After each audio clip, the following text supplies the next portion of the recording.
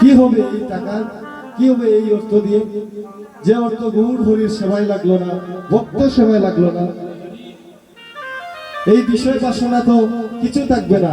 ওই যে আপনার বাড়ির আমাদের দাদু যে চলে গিয়েছে, এত কষ্ট করে সন্তান সন্তনি পড়ালেখা করে চাকরি করালেন, বিয়ে করালেন, বিল্ডিং, কোনো কিছু কি নিয়ে গিয়েছে?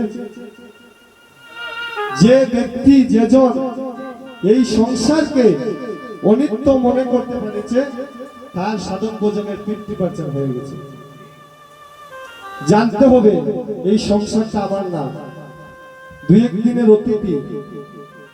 এই বিষয় বাসনায় ডুবে আছি, মায়াবদ্ধ জীব পড়ে আছি, কিন্তু শেষের দিনে তো ওই বিষয় বাসনা পুত্র পরিজন পরিবার কেউ উদ্ধার করবে না।